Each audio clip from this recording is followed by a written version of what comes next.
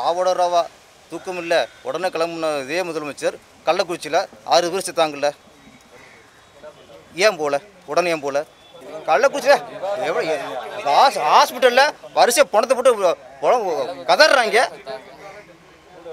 ஏன் போகலாம் இன்னைக்கு? அன்னைக்கு சென்னையில் இருக்கார் முதல்வர், துணை முதல்வர் சென்னையில் இருக்கார்.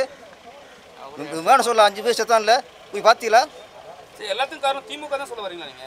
இல்லை நீங்கள் எல்லா உயிரும் ஒன்றா நினைக்கணும். எல்லா உயிரும் ஒன்றா நினைக்கணும். எல்லா சூழ்நிலையும் இருக்கிற உயிர் ஒன்றா நினைக்கணும். இன்றைக்கி துணை முதலமைச்சர் துபாய் போயிட்டார்ல, உடனே திரும்பி வர்றாரு. இதே கள்ளக்குறிச்சியில் செத்தாங்கல்ல, அன்றைக்கி துணை முதல்வர் இங்கே இருந்தார். ஏன் போல் துபாய் போனவர் உடனே திரும்பி வர முடியுது. இங்கே தமிழ்நாட்டில் இருந்துட்டு ஏன் பக்கத்தில் ஒரு 50 கிலோமீட்டரில் போக முடியல?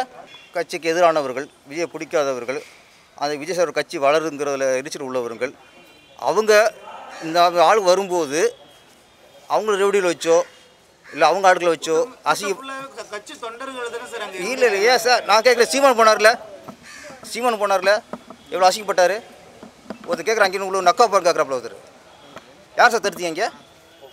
ஒரு சீமான் கட்சி தலைவர் தானே, எதுக்காக போகிறாரு? அங்கே உயிருக்கு போகிறதுக்குள்ள பார்க்க போகிறாரு.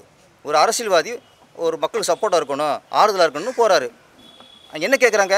நீ என்ன போய் பிடுங்க போகிறீங்க கேட்குறாங்க. நீ என்ன போய் இங்கே நக்க போகிறீங்க? என்ன வார்த்தைகள் இது?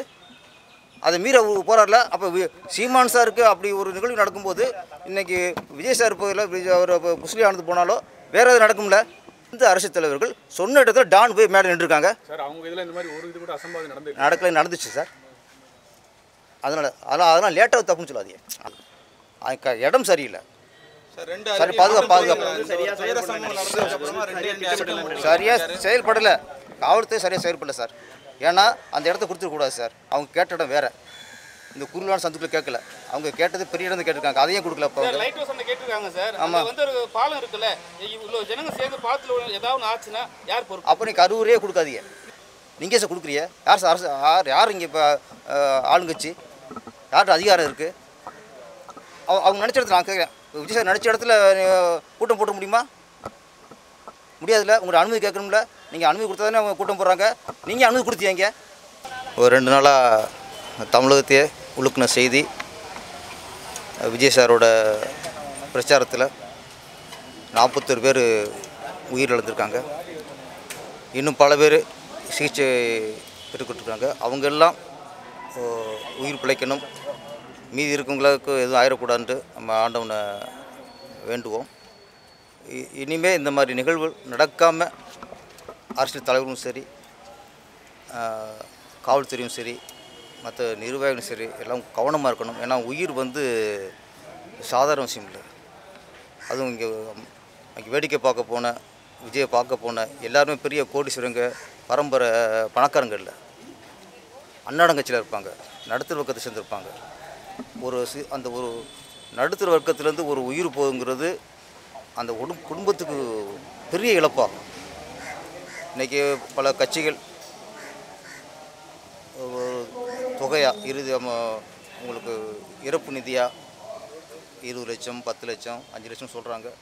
இதெல்லாம் அது அந்த உயிருக்கு நிகராகாது. விலை மதிப்பில்லாத உயிர். அந்த உயிர் நம்ம ஒரு அரசியல் தலைவர் அரசியல் தலைவர் மட்டும் இல்லை, கூட இருக்க எல்லோரும் அவங்க பாதுகாப்புக்கு எந்த அளவுக்கு முக்கியத்துவம் கொடுக்குறோமோ அந்த அளவுக்கு அவங்கள பார்க்க வர மக்களோட உயிருக்கும் அவங்களுக்கும் பாதுகாப்பு கொடுக்கணும். இது ஒரு ஒரு படிப்பினை தான். இதுக்கப்புறம் விஜய் சாராக இருக்கட்டும், வேறு கட்சி தலைவராக இருக்கட்டும், தயவுசு மக்களின் உயிருக்கு மதிப்பளித்து அதுக்கான இடத்த தேர்ந்தெடுத்து அங்கே போய் மக்களை பாருங்கள், சந்திங்க. உயிர் சாதாரண விஷயம் இல்லை. தயவுசு இதுக்கப்புறம் இந்த மாதிரி நடக்கக்கூடாது. இன்னொன்று எல்லாம் சொல்கிறாங்க, இந்த மாதிரி கூட்டத்துக்கு போகும்போது குழந்தைய கூட்டி போகிறது தவறு, மிகப்பெரிய தவறு. ஏன்னா இவங்க என்ன பண்ணுறாங்க, குழந்தைய கூட்டி போய் விஜயை காட்டலாம், அதனால் குழந்தை சந்தோஷப்படும்னு நினைக்கிறாங்க. இப்போ சந்தோஷமாக உயிரை போதுக்கப்புறம் அப்படி இப்படி சந்தோஷம் வரும். ஏன்னா ஒரு வீடியோ வைரல் ஆகின்னு இருக்குது. விஜய் பேசிகிட்டே இருக்காரு, லாஸ்ட்டாக ஒரு 2 மினிட்ஸ் பேசுகிறாரு. அப்போயும் ஒரு வீடியோ கீழே 4-5 பேர் இறந்து கிடக்குறாங்க. அப்பவும் அவர் பேசின்னு தான் இருக்காரு. அப்போ நாங்கள் எப்படி எடுத்துக்கிறது? மக்கள் எப்படி எடுத்துக்கணும்? அது இல்லை அது யாருமே சார், நீங்கள் விஜய் சார் விடுங்க, எந்த அரசியல் கட்சி தலைவரும் சரி, ஒரு உயிருக்கு போராடிக்கிருக்காங்கிறத பார்த்துட்டு யாருனாலும் பேச முடியாது சார். அது கண்ணு படாமல் வந்திருக்கலாம், இல்லை அந்த நிகழ்வுங்கிறது இன்னும் சரியாக நான் இந்த வீடியோ பார்க்கல. கண்ணு எதிர ஒரு பிரச்சனைங்கும் போது ஒரு மனுஷனுக்கு பேச்சு வராதுங்க, யாருக்கும் பேச்சு வராது. அது வந்து அவருக்கு தெரியாமல் நடந்த நிகழ்வு. ஏன்னா அதுக்கு போனதுக்கப்புறம் தான் தடிட்டு நடந்திருக்கு, பேசும்போதே செருப்பு வீசியிருக்காங்க. இது எல்லாமே நம்ம ஒரு சைடாக பேசிடக்கூடாது இப்போது. ஏன்னா இது விசாரணை இருக்குது, விசாரணை வந்து கண்டுபிடிக்கப்படும். ஆனால் இதுக்கு யார் தவறோ, ஏன்னா ஒரு உயிரை கொல்றது, ஒரு உயிரை துச்சமாக நினைக்கிறது, அப்படி யார் பண்ணிதான் சரி அது கண்டிப்பாக நிச்சயம் அதுக்கு தண்டனை உண்டு. சார், ஒரு தரப்பு வந்து கரண்ட் கட் பண்ணாங்க, ஆம்புலன்ஸ் ஓடையில் வந்தது, இடத்துல வந்து பிரச்சனைனா நிறைய குறை சொல்கிறாங்க. உங்கள் கருத்து என்ன? ஸோ கரண்ட்டை கட் பண்ணுறங்கிறது அது எந்த சூழ்நிலை பொறுத்துன்னு அது விசாரிக்கணும். ஏன்னா ஜென்ரேட்டர் ரூமில் அதிகமாக ஆள் போகும்போது அது ஷாக் அடிச்சிருங்கிறது நினச்சி மக்களுக்கு ஆயிடக்கூடாதுன்ட்டு ஜென்ரேட்டர் ஆஃப் பண்ணியிருக்கலாம். ஏன்னா அது வந்து ஜென்ரேட்டர் ஆஃப் பண்ணி அதனால் பேச்சு தடை பண்ணுறங்கிறதுலாம் அது பெருசாக எனக்கு படலை. லைட் ஆஃப் பண்ணனால ஒரு பேச்சு தடைப்பட முடியாது. அது எந்த சூழ்நிலை ஜென்ரேட்டர் ஆஃப் பண்ணாங்கிறது விசாரணை வரும். ஆனால் பொதுவாக வந்து அது தப்புன்னு நம்ம வந்து சொல்லிட முடியாது. ஏன்னா கரண்ட் ஆஃப் பண்ணுறது, ஜென்ரேட்டர் ஆஃப் பண்ணுறது ஒரு ஆனால் சில சொல்கிறாங்க ஜென்ரேட்டர் ரூமில் மக்கள் அதிகம் ஆகிட்டாங்க, உள்ள தள்ளுமுள்ள நடந்துச்சு, அப்போ போய் ஆஃப் பண்ணாங்கிறாங்க. அது வேணும்னு ஆஃப் பண்ணாங்களா, வேணான்னு ஆஃப் பண்ணாங்களா, இல்லை சதியா அப்படிங்கிறதுலாம் விசாரணை தெரியும். அது சார், எல்லாரோட பிரதான கேள்வி என்னென்னா, இதுமாரி நடந்துச்சு, அவர் போகும்போது நம்ம வந்து பத்திரிகையாளர்லாம் கேள்வி கேட்குறாங்க, அதுக்கு ஆன்சர் பண்ணல. ஆன்சர் பண்ணாமல் ஏர்போர்ட் போகிறாரு, ஏர்போர்ட்டில் போயிட்டு அழகாக எல்லோரும் கூட ஃபோட்டோ எடுக்கிறாரு, ஸ்மைல் பண்ணி பண்ணுறாரு. அதுக்கப்புறம் கூட ஒரு எந்த விதமான ஒருவேளை அங்கேயே இருந்தால் கூட பரவாயில்ல, யாரும் இருக்க மாட்டாரு. இல்லை அந்த வீடியோ இல்லை ஒரு நிமிஷம் இல்லை ஓகே கேள்வி புரிஞ்சது. அந்த ஸ்டில் எடுத்து ஸ்மெல் பண்ண வீடியோ இப்போ எடுத்ததில்லை, அது ஏற்கனவே ஏர்போர்ட்டில் எடுத்த வீடியோ. சில விசமிகள் வந்து அந்த வீடியோவை பயன்படுத்துகிறாங்க. இல்லை, அது திமுக பரப்புறாங்கன்னு சொல்கிறாங்க. நான் அதான் சொல்ல வந்தேன், அது திமுக பரப்புறாங்க சொல்ல வராங்க. இப்போ நீங்கள் என்ன சொல்ல வரீங்க? அவர் அங்கே இருந்துக்கணுமா இருக்கக்கூடாதா? அங்கே இருந்துக்கக்கூடாது. ஏன்னா சில சூழலில் வந்து அங்கே நம்ம இருக்கணுமா போகணுமாங்கிறது நம்ம வந்து யோசிச்சு தான் போகணும். இப்போ வந்து இன்றைக்கி முதலமைச்சர் போயிடலாம், துணை முதலமைச்சர் ஈஸியாக போயிடலாம், மற்ற அமைச்சர் போயிடலாம். ஏன்னா அவங்களுக்கு அதிகார பலம் இருக்குது. இன்றைக்கி அவங்களுக்கு வந்து காவல்துறை ஃபுல் சப்போர்ட் பண்ணோம். ஆனால் விஜய் சாருக்கு வந்து அதிகார பலம் இல்லை. இன்றைக்கி அதிகார வர்க்கத்துக்கு எதிராக தான் இருக்கவர், இன்றைக்கி ஆளுங்கட்சிக்கு எதிராக தான் பேசிக்கிருக்காரு. அப்படி இருக்கும்போது திரும்பி போயிருந்தாருன்னா அவருக்கு ஏதாவது அவர் உயிருக்கு எதுவும் ஆபத்து ஆகாது, அவருக்கு எதுவும் அசிங்கம் நடந்துடாங்கிறதுக்கு என்ன உத்தரவாதம்? எம்ஜிஆர் இறந்துட்டாங்க, எல்லா கட்சி தலைவரும் போய் இறுதிமுறை செலுத்தினாங்க. ஏன் கலைஞர் போல? காமராஜருக்கு போனார் கலைஞர், ஏன் எம்ஜிஆருக்கு போல? அங்கே போக முடியாது, அங்கே என்ன நடக்கும் தெரியாது, என்ன சூழல்னு தெரியாது. அங்கே ஒரு உணர்ச்சி ஒரு மயமான இடமா இருக்கும். அது அங்கே போய் விஜய் சாரோ ஆளுங்கட்சி இல்லாதவங்க போய் சிக்கிற முடியாதுங்க. கட்சி தொண்டர்கள் வந்து பாக்கி தலைவர்கள் யாருமே அங்கே இல்லையே சார்? அதுக்கு எல்லாருக்கும் பயம் இருக்குது சார். அங்கேயே மாவட்ட செயலாளர் இல்லை விஜய் சாருக்குள்ள பயம் அவங்களுக்கு இருக்கும். ஏன்னா அங்கே விஜய் கட்சிக்கு எதிரானவர்கள், விஜய் பிடிக்காதவர்கள், அந்த விஜய் சார் கட்சி வளருங்கிறதுல எரிச்சல் உள்ளவர்கள், அவங்க இந்த ஆள் வரும்போது அவங்கள ரெவடியில் வச்சோ இல்லை அவங்க ஆட்களை வச்சோ கட்சி தொண்டர்கள் தானே சார் அங்கே? இல்லை ஏன் சார் நான் கேட்குறேன். சீமான் போனார்ல எவ்வளோ அசிங்கப்பட்டார். ஒருத்தர் கேட்குறேன், அங்கே உங்களுக்கு நக்கா பார் கேட்குறாப்புல ஒருத்தர். யார் சார் தடுத்தீங்க? ஒரு சீமான் கட்சி தலைவர் தானே, எதுக்காக போகிறாரு? அங்கே உயிருக்கு போகிறதுக்குள்ள பார்க்க போகிறாரு. ஒரு அரசியல்வாதி ஒரு மக்களுக்கு சப்போர்ட்டாக இருக்கணும், ஆறுதலாக இருக்கணும்னு போகிறாரு. அங்கே என்ன கேட்குறாங்க? நீ என்ன போய் பிடுங்க போகிறீங்க கேட்குறாங்க, நீ என்ன போய் நக்க போகிறீங்க, என்ன வார்த்தைகள் இது? அதை மீற போகிறார்ல. அப்போ சீமான் சாருக்கு அப்படி ஒரு நிகழ்வு நடக்கும்போது இன்றைக்கி விஜய் சார் போயில அவர் முஸ்லீம் ஆனது போனாலோ வேறு எதாவது நடக்கும்ல, நீங்கள் ஈஸியாக கேட்டுருவீங்க. இன்றைக்கி அங்கே எதாவது நடந்தால் யார் பொறுப்பதுக்கு? சில இடங்களில் அங்கே போகாமல் தவிர்ப்பது நல்லது. நீங்கள் கேள்வி வைப்பீங்க, சில விமர்சனம் வரும். இந்த விமர்சனத்துக்கு பயந்து, இந்த கேள்விக்கு பயந்து உள்ளே போயிட்டு இன்னும் அசிங்கப்பட்டால் அது நல்லா இருக்காது. கரூர் சம்பவம் வந்து விஜய் சாருடைய அரசியல் எதிர்காலத்தை பாதிக்குமா? சட்டசபை தேர்தலில் வந்து பாதிப்பு ஏற்படுத்தும்? இல்லை பாதிக்குமா பாதிக்காங்கிறது விசாரணை நடக்குதுல்ல. இந்த சாவுக்கு என்ன காரணம்? சதியா இல்லை வெறும் விபத்தா? இந்த விசாரணை முடிவு தான் இது இன்னும் விசுவரம் வளருமா இல்லை வளர்ச்சி தடுக்காங்கிறது இந்த விசாரணை முடிவு. அந்த விசாரணை வந்து நேர்மையாக இருக்கணும். சரி, இத்தனை பேர் இழப்பு வந்து சரி, அவங்க கட்சியோட சரியான கட்டமைப்பு இல்லைன்னு சொல்லிட்டு தான் இவ்வளோ பிரச்சனை இப்போ நடந்திருக்குன்னு சொல்லியிருக்காங்க. அது கட்சி கட்டமைப்பு இல்லை சார், கட்சி கட்டமைப்புன்னு அது தப்பு. அது விஜய் சார் வந்தால் எவ்வளோ கூட்டம் வருதுன்னு அவங்க 10,000 வரணும்னா அதை நம்புறதுக்கு இந்த போலீஸ் இலாகா இல்லை, உள்துறை இல்லை. திருச்சியில் எவ்வளோ இருந்துச்சு, நாமக்கல் எவ்வளோ வந்தாங்க தெரியுமா உங்களுக்கு? அப்போ கரூரில் எவ்வளோ வருவாங்கன்னு அவங்க விஜய் சார் சொல்லி தான் தெரியுமா உங்களுக்கு? அப்போ அவங்க 10,000னாங்கன்னா நாமக்கல் எத்தனை ஆயிரம் பேர் வந்தாங்க, திருச்சியில் எத்தனை ஆயிரம் பேர் வந்தாங்க? அதை நீங்கள் கணக்கில் எடுக்கலையா நீங்கள்? அப்புறம் இதுக்கு காவல்துறை இருக்குது, எதுக்கு உளவுத்துறை இருக்குது? அவர் லேட்டாக வந்து தான் காரணன்றாங்க. லேட்டாக சார், நான் வந்து சிவாங்க நாடசன் கூட்ட நான் சிறு வயதில் 7 மணிக்கு கலைஞர் வராரு அப்படின்னு சிவங்கில் போய் மேடை கொண்டு உட்காந்துருக்கேன். 7 மணிக்கு சொன்னவர் 10:30 வந்திருக்கிறார். எந்த ஆசிரியர் சொன்னதுக்கு வராங்க? எம்ஜிஆராக இருக்கட்டும், கலைஞராக இருக்கட்டும், ஜெயலலிதா இருக்கட்டும், எந்த அரசியல் தலைவர்கள் சொன்ன இடத்துல டான் போய் மேடை நின்றுருக்காங்க? சார் அவங்க இதில் இந்த மாதிரி ஒரு இது கூட அசம்பாவிதம் நடந்துச்சு சார். அதனால் லேட்டாக தப்புன்னு சொல்லாதீங்க. நான் சொல்கிறது லேட்டாக வந்ததுனால தான் நடந்து ஒரு 19 ஒரு குற்றத்தை சாட்டக்கூடாது. இடம் சரியில்லை, சரி பாதுகாப்பு சரியாக செயல்படலை, காவல்துறை சரியாக செயல்படலை சார். ஏன்னா அந்த இடத்த கொடுத்துருக்கூடாது சார். அவங்க கேட்ட இடம் லெட்ரு வந்திருக்கு சார், எல்லாத்தையும் வருது. அவங்க கேட்ட இடம் வேறு, இந்த குருளான சந்துக்குள்ள கேட்கல. அவங்க கேட்டது பெரிய இடம் கேட்டிருக்காங்க, அதையும் கொடுக்கல. லைட் ஹவுஸ் கேட்டிருக்காங்க சார். ஆமாம், வந்து ஒரு பாலம் இருக்குல்ல, இவ்வளோ ஜனங்க சேர்ந்து பாலத்தில் ஏதாவது ஆச்சுன்னா யார் பொறுப்பு? அப்போ நீ கரூரே கொடுக்காதீங்க. நான் சொல்கிறேன், ஒரு பெருசு கேட்குறாங்க.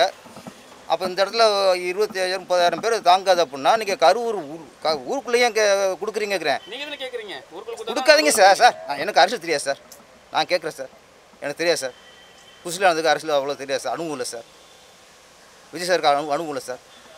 நீங்கள் சொல்லுங்கள் சார், சாங்க கரூருக்கு அவுட்டில் போங்க, எல்லா ஊரும் அவுட்டில் கொடுங்க. நீங்கள் நான் சொல்கிறேன், நான் வந்து இப்போ விஜய் சார் வந்து சரின்னு சொல்ல, அந்த இடம் கேட்ட தப்பு, விஜய் சார் கேட்ட தப்பு சார்.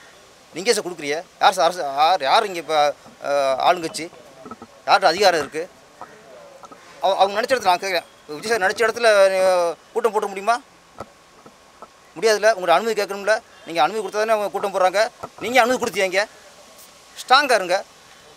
சில சினிமா பிரபலங்கள் வந்து விஜய் வந்து அரெஸ்ட் பண்ணணும்னு சொல்லியிருக்காங்க. அது வந்து சில ஒரு வந்து அது சில கால் புனிச்சா இருக்கலாம். இதில் அது வந்து அவங்களோட அறியாமையாக இருக்கலாம். அப்படி அரெஸ்ட் பண்ணுறாந்தா இன்றைக்கி நிறைய அரசியல்வாதி வெளியே தெரிய முடியாது, எல்லாத்துக்கும் உள்ளே போடணும். இப்போ ஒவ்வொரு நிகழ்வுக்கும் போய் அரெஸ்ட் பண்ணுங்கன்னா எத்தனையோ இருக்குது. நீங்கள் இவ்வளோ கேட்குறீங்க. முதலமைச்சர் அவர்கள் இன்றைக்கி நான் கேட்கல, எல்லோரும் கேட்குறாங்க. இன்றைக்கி இதுக்கு நான் ராவா தூக்கம் இல்லை, உடனே கிளம்புன இதே முதலமைச்சர் கள்ளக்குறிச்சியில் 6 பேர் செத்தாங்கல்ல, ஏன் போகல? உடனே ஏன் போகல? மெரினா பீச்சில் விமான ஷோ இல்லை, கள்ளக்குறிச்சியில் எவ்வளோ ஹாஸ்பிட்டலில் வரிசையாக பணத்தை போட்டு கதறாங்க. ஏன் போகலாம் இன்னைக்கு? அன்னைக்கு சென்னையில் இருக்கார் முதல்வர், துணை முதல்வர் சென்னையில் இருக்கார். விமான சொல்ல 5 பேர் செத்தான்ல, போய் பார்த்தீங்களா? எல்லாத்துக்கும் காரணம் திமுக தான் சொல்ல வரீங்களா நீங்கள்? இல்லை, நீங்கள் எல்லா உயிரும் ஒன்றா நினைக்கணும். எல்லா உயிரும் ஒன்றா நினைக்கணும். எல்லா சூழ்நிலையும் இருக்கிற உயிர் ஒன்றா நினைக்கணும். இன்றைக்கி துணை முதலமைச்சர் துபாய் போயிட்டார்ல, உடனே திமுக வராரு. இதே கள்ளக்குறிச்சியில் செத்தாங்கல்ல, அன்றைக்கி துணை முதல்வர் இங்கே இருந்தார், ஏன் போல்? துபாய் போனவர் உடனே திமுக வர முடியுது. இங்கே தமிழ்நாட்டில் இருந்துட்டு ஏன் பக்கத்தில் ஒரு 50 கிலோமீட்டரில் போகிறீங்க, போக முடியல? நீங்கள் இல்லை அவர் நான் சொல்லல, அவருக்கு சார் அரசியல் பேச வர்றாரு, அனுபவம் இல்லை சார். எந்த இடத்துல எந்த மீட்டிங் தெரியல சார். நீங்கள் சார் நிர்வாகம் சொல்லணும், இங்கே அனுமதி கொடுக்கக்கூடாது. வந்து ரஜினி சார் அவ்வளோ சீக்கிரம் ரியாக்ட் பண்ண மாட்டாரு. ஆனால் இதுக்கு மட்டும் பார்த்தீங்கன்னா உடனே வந்து ட்விட்டரில் ஒரு இது போட்டார். ரஜினி சார் சமீபத்தில் கூட ஒரு மேடையில் பார்த்தீங்கன்னா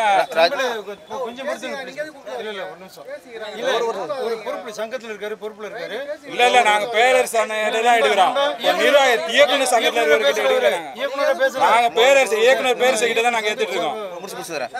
ரஜினி சார் எதுக்குமே ரியாக்ட் பண்ண மாட்டாரு. இதுக்கு ரஜினி சார் பொறுத்த வரைக்கும் அவருக்கு என்ன ராசி தெரியுமா? அவர் ரியாக்ட் பண்ணாலும் தப்பு, ரியாக்ட் பண்ணாலும் தப்பு. அவர் ராசி உடனே ட்விட்டரில் நீங்கள் போடலன்னா ரஜினி என்ன பண்ணுறாரு? மற்றவங்க குரல் கொடுக்குறாருல, அவர் திமுக இப்போ விழாக்கெல்லாம் போய் உட்காராருல, இதுக்கு ஏன் குரல் கொடுக்கலன்னு கேட்பிய. அப்புறம் விஜய்க்கும் ரஜினி சாருக்கும் உள்ள பிரச்சனை பகையாண்டு இது பண்ணுவீங்க. கொடுத்தாலும் தப்பு, கொடுக்காட்டும் தப்பு. ஏன் நான் சொல்கிறேன், ஒரு மனுஷன் 40 பேர் இறந்துருக்காங்க. அதுக்கு ஆறுதலாக அவங்க ஆத்ம சாந்தியடைறதுக்கு ஒரு ட்விட்டர் போட்டுருக்காரு. இது ஏன் கொடுத்தீங்கன்னு கேட்டால், இது எங்கே என்ன போகிறது, எங்கே போகல, எங்கே போய்க்கு நாடு எங்கே போயிருக்குது இல்லை எல்லாருமே சார். இங்கே நான் மேடையில் இருந்தேன் சார். அன்றைக்கி ஆடியோ ரிலீஸு நான் மேடையில் இருக்கேன். மேடையில் இருக்கும்போது எனக்கு பிஆர் சொல்கிறார் காதில் வந்து, சார் இந்த மாதிரி நிகழ்ச்சி போயிருக்கேன் சார். அப்போ 29 பேர் இறந்தது எனக்கு சொன்ன செய்தி. இல்லை விழா முடியும் போது அது 35 தாண்டிடுச்சு. அப்போ இங்கே நான் சாதாரண ஒரு பேரரசு, நான் ஆடியோ ரிலீஸ் உட்காந்துருக்கேன், எனக்கு தகவல் வருது 29 இறந்துட்டாங்கட்டு. அப்போ சாதாரண பேரரசுக்கு வரும்போது அப்போ அங்கே ரஞ்சித் சாருக்கு வராதா? அதை தப்பு சொல்ல முடியாது. உடனே ட்விட்டர் போகிற தப்பு சொல்லக்கூடாது. சார் உங்க சங்கத்துக்கு வாயில் கட்ட போட்டுருக்காங்களா? நீங்க ஏதோ ஒரு விஷயம் பேசினா உங்க சங்கத்துக்கு எடுத்தா நீங்க பேசணுமா என்ன? இல்லையா? இல்ல இப்போ வந்து பேசுறாரு, சங்கத்து மூலியம் தான் வந்திருக்காரு. அவரே விஜய் சார் வந்து அவருக்கு விஜய் சார் வந்து சினிமா நடிகர், சினிமா சார்பாக இருக்கும், அவர் சங்கத்தில் பொறுப்பில் இருக்கும். அதிகமாக எதையும் இதாக பேசக்கூடாதுன்னு அவர் சங்கத்தில் ஒரு பயம் இருக்குது. அதில் நான் பேசிட்டேன். ஓகே, நன்றி, வணக்கம். இல்லை, இறந்த ஆத்மாக்கள் சாந்திடைய இறைவனை வேண்டுங்க. நன்றி, வணக்கம்.